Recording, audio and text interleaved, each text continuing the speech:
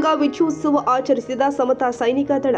ಹುಬ್ಬಳ್ಳಿ ನಗರದ new English school ಹತ್ತಿರ ಇರುವ ಸಿದ್ಧಾರ್ಥ ಸರ್ಕಲ್ನಲ್ಲಿ 1818 ಜನವರಿ 1ರಂದು ಸ್ವಾಭಿಮಾನಕ್ಕಾಗಿ ನಡೆದ ಭೀಮಾ ಕೊರೆಂಗಾ ಯುದ್ಧ ವಿಜಯೋತ್ಸವ ಹಾಗೂ ಆಯುಷ್ಮಾನ್ ಪೀತಾಂಬರಪ್ಪ ಬಿಳಾರ ಅವರ 73ನೇ ಜನ್ಮದಿನೋತ್ಸವವನ್ನು ಸಮತಾ ಸೈನಿಕ ದಳ ಹಾಗೂ ಹುಬ್ಬಳ್ಳಿ ಧಾರವಾಡ ವಿವಿಧ ದಲಿತ ಸಂಘಟನೆಗಳ ಒಕ್ಕೂಟದಿಂದ ಆಚರಣೆ ಮಾಡಲಾಗಿದೆ. ಹುಬ್ಬಳ್ಳಿ ಧಾರವಾಡ ಮಹಾನಗರ ಪಾಲಿಕೆ ಮಹಾಪೌರರು ಆದ ಶ್ರೀಮತಿ ಜ್ಯೋತಿ ಪಾಟೀಲ ಅವರು ಕಾರ್ಯಕ್ರಮವನ್ನು ಉದ್ದೇಶಿಸಿ, ಕೊರೆಂಗಾ ಯುದ್ಧವು ಭಾರತದಲ್ಲಿ ಇರುವ ಜಾತಿ ವ್ಯವಸ್ಥೆಯಲ್ಲಿ ನಲುಗಿ ಹೋದ ಶೋಷಿತ ಸಮುದಾಯ ಶೌರ್ಯದಿಂದ ಗೆದ್ದ ಮಹಾನ್ ಹೋರಾಟವೇ ಎನ್ನಬಹುದು. 1818 ಜನವರಿ 1ರಂದು ನಡೆದ ಆ ಯುದ್ಧವು ಇಂದಿಗೂ ಮನುವಾದಿಗಳ ಮತ್ತು ಶೋಷಿತ ಸಮುದಾಯದ ನಡುವೆ ಸಾಮಾಜಿಕವಾಗಿ, ಆರ್ಥಿಕವಾಗಿ, ಶೈಕ್ಷಣಿಕವಾಗಿ, ರಾಜಕೀಯವಾಗಿಯೂ ಕೂಡ ಮುಂದುವರಿಯುತ್ತಲೇ ಇದೆ. ಆದರೆ ಅಂದು ನಡೆದ ಯುದ್ಧವು ನಮ್ಮೆಲ್ಲರ ಸ್ವಾಭಿಮಾನ, ಸಮಾನ ಹಕ್ಕುಗಳ ಬದುಕಿಗಾಗಿ ತಮ್ಮ ಪ್ರಾಣವನ್ನು ಅರ್ಪಿಸಿ ಶೌರ್ಯದಿಂದ ಮನುವಾದಿಗಳ ಸೊಲ್ಲಡವರಿಸಿದ ಮಹಾರಾಷ್ಟ್ರದ 500 ಮಹಾರ ಸೇನಾನಿಗಳು ಜಾತೀಯತೆ, ಮೋರ್ಣಾಶ್ರಮ ಪದ್ಧತಿ, ಅಸಮಾನತೆ ಪ್ರತಿಪಾದಕ 2ನೇ ಬಾಜಿರಾವ್ ಪೇಶ್ವೆಯ 28,000 ಸುಸಜ್ಜಿತ ಸೇನೆಯ ನಡುವೆ ನಡೆದ ಯುದ್ಧವಾಗಿದೆ ಎಂದು ಸ್ಮರಿಸಿದರು. ಅದೇ ರೀತಿ ದಲಿತ ಹಿರಿಯ ಮುಖಂಡರು ಆದ ಮಾರುತಿ ದೊಡ್ಡಮನಿ, ಪರಮೇಶ್ ಕಾಳೆ, ಚಂದ್ರಶೇಖರ್ ಯಾತಗಿರಿ ಅವರು ಮಾತನಾಡಿ, ಹಿರಿಯ ಹೋರಾಟಗಾರರಿದ್ದ ಆಯುಷ್ಮಾನ್ ಪೀತಾಂಬರಪ್ಪ ಬಿಳಾರ ಅವರ ಜನ್ಮದಿನದ ನೆನಪಿನೊಂದಿಗೆ ಅವರ ಹೋರಾಟದ ನೆನಪುಗಳನ್ನು ವಿವರಿಸುತ್ತಾ ಭೀಮಾ ಕೊರೆಂಗಾ ವಿಜಯೋತ್ಸವದ ಯುದ್ಧದ ಹಿರಿಮೆ ಮತ್ತು ಕುರುಹುಗಳನ್ನು ಪುನಾ ನಗರಕ್ಕೆ ಪಕ್ಕದಲ್ಲಿ ಹರಿಯುವ ಭೀಮಾ ನದಿಯ ದಂಡೆ ಮೇಲೆ ನಿರ್ಮಿಸಿರುವ 72 ಅಡಿ ಸ್ತೂಪದ ಮೇಲೆ ಕೆತ್ತಲಾಗಿದೆ. ಇತಿಹಾಸದ ಪುಟದಲ್ಲಿ ದಾಖಲಾಗಿದೆ. ಅದರ ಫಲವಾಗಿ ಮುಂದುವರಿದು ಭಾರತದಲ್ಲಿ ಸಾರ್ವತ್ರಿಕ ಶಿಕ್ಷಣ ನೀತಿಯು ಜಾರಿಗೆ ಬಂತು. ಕೇವಲ ಸಂಸ್ಕೃತದಲ್ಲಿ ನೀಡುತ್ತಾ ಇದ್ದ ಶಿಕ್ಷಣವನ್ನು ಧಿಕ್ಕರಿಸಿ ಮೊದಲ ಬಾರಿಗೆ ಮಹಾತ್ಮ ಜ್ಯೋತಿಬಾ ಫುಲೆ ಅವರು ಮೆಟ್ರಿಕ್ಯುಲೇಷನ್ನಲ್ಲಿ ಉತ್ತೀರ್ಣರಾದ ಮೊದಲಿಗರು. ನಂತರ ಸಾವಿತ್ರಿಬಾ ಫುಲೆ ಇವರ ಸಾರಥ್ಯದಲ್ಲಿ ಮಹಿಳೆಯರಿಗೆ ಶಾಲೆ ಪ್ರಾರಂಭಿಸಿದ್ರು. ಜೊತೆಗೆ ಬಾಬಾ ಸಾಹೇಬ್ ಅಂಬೇಡ್ಕರ್ ಅವರಿಗೆ ಬಾಲ್ಯದಲ್ಲಿ ಶಿಕ್ಷಣ ದೊರೆಯಲು ಒಂದು ಪ್ರೇರಣೆಯೊಂದಿಗೆ ಉನ್ನತ ಶಿಕ್ಷಣ ಪಡೆಯಲು ಕಾರಣವಾಗಿ ಇಂಗ್ಲೆಂಡ್ನಲ್ಲಿ ಅವರು ವಿದ್ಯಾಭ್ಯಾಸ ಮಾಡುತ್ತಿದ್ದಾಗ ಗ್ರಂಥಾಲಯದ ಒಂದು ಪುಸ್ತಕದಲ್ಲಿ 1818 ಕೋರೆಂಗಾ ಯುದ್ಧದ ಕುರುಹು ಸಿಕ್ಕಿತು. ಅದರ ಇತಿಹಾಸವನ್ನ ಸಂಶೋಧಿಸಿದ ಅಂಬೇಡ್ಕರ್ ಕುರುಹುಗಳ ಮೂಲಕ ಇದನ್ನು ದಾಖಲಿಸಿ ಆಚರಿಸಿದ್ರು. ಅಂದಿನಿಂದ ಇಂದಿನ ತನಕ ಭೀಮಾ ಕೊರೆಂಗಾ ಅವಿಸ್ಮರಣೀಯವಾಗಿದೆ ಅಂತ ಅಭಿಪ್ರಾಯ ವ್ಯಕ್ತಪಡಿಸಿದ್ರು. ಆ ಎಲ್ಲ ಬೇಡವಾದ ಚೌಕಟ್ಟುಗಳನ್ನು ಕಳೆದು ಮಹಿಳೆಯರಿಗಾಗಿ ಸಮಾನ ಅವಕಾಶವನ್ನು, ಸಮಾನ ದುಡಿತವನ್ನು, ಸಮಾನ ವೇತನವನ್ನು ಕೊಟ್ಟಂತಹ ಏಕೈಕ ವ್ಯಕ್ತಿ. ಅವರಿಗೆ ನಾವು 2 ಮಾತುಗಳಲ್ಲಿ ಅಥವಾ ಒಂದು 5 ನಿಮಿಷದಲ್ಲಿ ಅವರಿಗೆ ನಾವು ಕೃತಜ್ಞತೆಯನ್ನು ಸಲ್ಲಿಸೋದು ಭಾಳ ಕಡಿಮೆ. ಯಾಕಂದರೆ ಅವರ ಬಗ್ಗೆ ನಾವು ಎಷ್ಟೇ ಹೇಳಿದರೂ ಅದು ಮಾತುಗಳಲ್ಲಿ ಕಮ್ಮಿ ಅನ್ನಿಸ್ತದೆ. ಇವತ್ತು ನಾನು ಇಲ್ಲಿ ನಿಂತ್ಕೊಂಡು ಮಾತಾಡಲಿಕ್ಕೆ ಸಂವಿಧಾನವೇ ಕಾರಣ ಅಂತ ಹೇಳ್ತೇನೆ. ಯಾಕಂದ್ರೆ ಬಾಬಾ ಸಾಹೇಬ್ ಅಂಬೇಡ್ಕರ್ ಅವರು ಸಂವಿಧಾನದಲ್ಲಿ ಎಲ್ಲರಿಗೂ ಅವ್ರದ್ದೇ ಆದಂಥ ಒಂದು ಹಕ್ಕನ್ನು ಕೊಟ್ಟರು. ನಮಗೆ ಜೀವನ ಮಾಡಲಿಕ್ಕೆ ಹಕ್ಕನ್ನು ಕೊಟ್ಟಿದ್ದಾರೆ, ಮಾತಾಡಲಿಕ್ಕೆ ಹಕ್ಕನ್ನು ಕೊಟ್ಟಿದ್ದಾರೆ, ಹೋರಾಟವನ್ನು ಮಾಡಲಿಕ್ಕೆ ಕೊಟ್ಟಿದ್ದಾರೆ, ನಮ್ಮ ಒಂದು ವ್ಯಕ್ತಿ ಸ್ವಾತಂತ್ರ್ಯವನ್ನು ಕೊಟ್ಟಿದ್ದಾರೆ, ಮಹಿಳೆಯರಿಗಾಗಿ ಕೊಟ್ಟಿದ್ದಾರೆ. ಎಷ್ಟೆಲ್ಲ ಅವರು ಅನುಕೂಲಗಳನ್ನು ಮಾಡಿಕೊಟ್ಟಿದ್ದಾರೆ. ಈ ಒಂದು ಆತ್ಮಗೌರವ ಅನ್ನೋದು ಎಂಥ ಒಂದು ಸಣ್ಣ ಹುಡುಗನಿಗೂ ಸಹ ಆತ್ಮಗೌರವ ಬೇಕು. ಯಾರಿಗೋ ಒಂದು ಹುಡುಗಗೆ ನೀವೇನಾದರೂ ಮಾತಾಡಿದ್ರೆ ಅವನು ನಿಮ್ಮನ್ನು ತಿರುಗಿ ಸಹ ನೋಡುವುದಿಲ್ಲ. ಅದೇ ನೀವು ಅವನಿಗೆ ಗೌರವ ಕೊಟ್ಟು ಪ್ರೀತಿಯಿಂದ ನೀವು ಅಕ್ಕರೆಯಿಂದ ಮಾತಾಡ್ಸಿದ್ರೆ ವಾಪಸ್ ಅವ ನಿಮ್ಮನ್ನು ತಿರುಗಿ ನೋಡ್ತಾನೆ. ಅಂದರೆ ಮನುಷ್ಯನಿಗೆ ಆತ್ಮಗೌರವ ಅನ್ನೋದು ಭಾಳ ಮುಖ್ಯ. ಯಾಕಂದರೆ ನಾನು ಕಾರ್ಯಕ್ರಮದ ಒಂದು 2 ನಿಮಿಷ ಓದ್ತಾ ಇದ್ದೆ.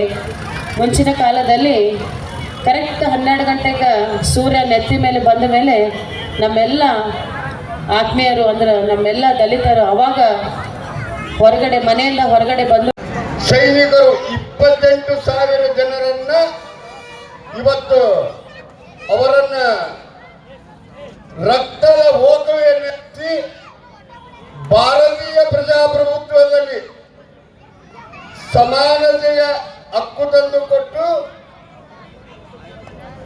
ನಮಗೆ ಜೀವ ತುಂಬಿದಂತ ಪುಣ್ಯಾತ್ಮರು. ನಂತರ ಅಂಬೇಡ್ಕರ್ ಅವರ ಕಾಲಘಟ್ಟದಲ್ಲಿ ಏನು ಸಮಾನತೆ ಗೌರವಕ್ಕಾಗಿ ಪ್ರಾಣವನ್ನೇ ಬಲಿದಾನ ಮಾಡಿದ ನಮ್ಮ ಭೀಮ ಯೋಧರ ಪುಣಾದಲ್ಲಿ ಅವರ ಸ್ಮರಣಾರ್ಥ ಏನು ಜನವರಿ 1 ಇದನ್ನ ಆಂಗ್ಲರು ಎಪ್ರಿಲ್ ಅಂತಾರೆ, ದಲಿತರು ವೀರ ಯೋಧರ ಶೌರ್ಯ ದಿನ ಅಂತಾರೆ. ಅದಕ್ಕೆ ಈ ವೇದಿಕೆ ಮುಖಾಂತರ ನಾವೊಂದು ಸಂದೇಶ ಹೇಳಲಿಕ್ಕೆ ಇಷ್ಟಪಡುತ್ತೇನೆ.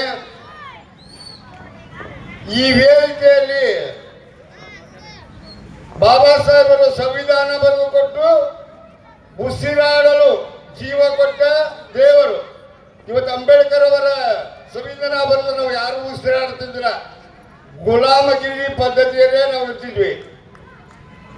ನಂತರ ಅವರ ಅನುಯಾಯಿಗಳಾದ ಭೀಮಸಲಿಂಗಪ್ಪನವರು ಮನವೊಲಿಸುವ ಪದ್ಧತಿಯನ್ನು ನಿರ್ಮೂಲನೆ ಮಾಡಿ ಪೌರ ಕಾರ್ಮಿಕರಿಗೆ ಜೀವ ಕೊಟ್ಟಂತ ಪುಣ್ಯಾತ್ಮರು. ನಂತರ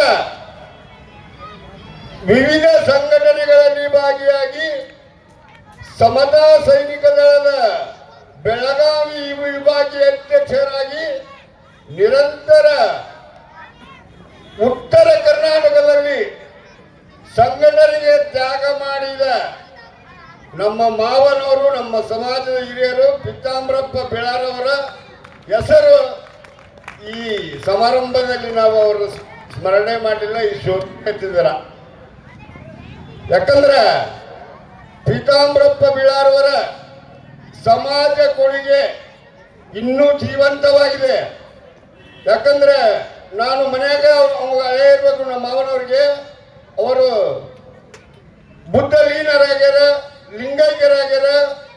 ಅವರ ಗರಡಿಯಲ್ಲಿ ಬೆಳೆದ ನಾನು ಸಂಘಟನೆ ಭೀಮಾ ಕೋರೆಗಾವ್ದು ಆ ಸ್ತೂಪಕ್ಕೆ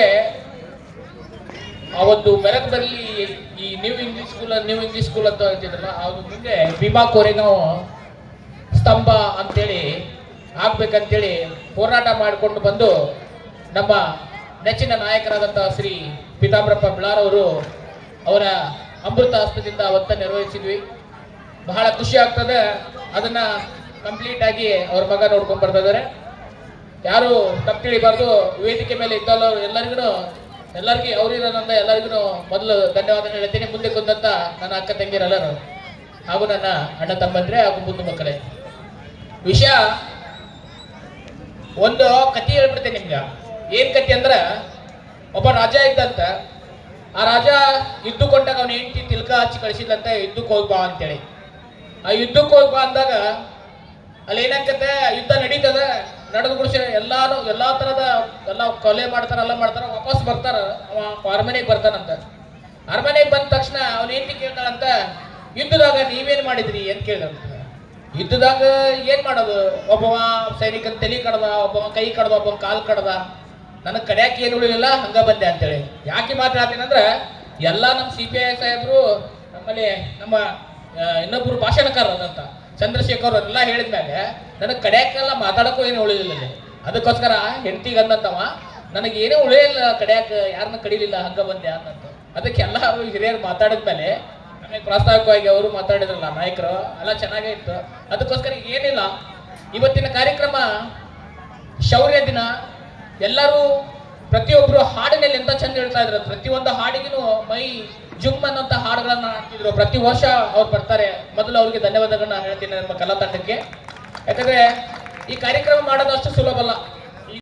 ಕಾರ್ಯಕ್ರಮದಲ್ಲಿ ಸಮತಾ ಸೈನಿಕ ದಳ ರಾಜ್ಯ ಪ್ರಧಾನ ಕಾರ್ಯದರ್ಶಿ ಮಲ್ಲಿಕಾರ್ಜುನ ಬಿಳಾರ, ಪೊಲೀಸ್ ನಿರೀಕ್ಷಕರು ಆದ ಸುರೇಶ್ ನಾಯಕ, ಸಿದ್ಧಾರ್ಥ ಬಿಳಾರ, ಮಲ್ಲಿಕಾರ್ಜುನ ಯಾದಗೇರಿ, ಮಲ್ಲೇಶ್ ಬೆಳವಡಿ, ಹಜರತ್ ಅಲಿ ಜೋಡಮನಿ, ವಿರೂಪಾಕ್ಷ ಚಿರ್ವಾದಿ, ಶ್ರೀಮತಿ ಚೇತನ ಲಿಂಗದಾಳ, ಲಕ್ಷ್ಮಣ್ ಚಿರ್ವಾದಿ, ನಿಂಗರಾಜ ಹೊಸಮನಿ, ಸಂತೋಷ್ ದೊಡ್ಡಮನಿ, ರಘು ಚಿರ್ವಾದಿ, ವಿನೋದ್ ಕಾಳಿ, ಅಶೋಕ್ ಕಾವೇರಿ, ಶ್ರೀಮತಿ ಹುಸೇನ್ ನಬಿ ನಲ್ವತ್ವಾಡ, ನಜೀರ್ ಹುನ್ನಾಳ, ಹನುಮಂತ ಬೊಮ್ಮನಹಳ್ಳಿ ಹಾಗೂ ಸಾವಿರಾರು ಮುಖಂಡರು ಪಾಲ್ಗೊಂಡಿದ್ದರು.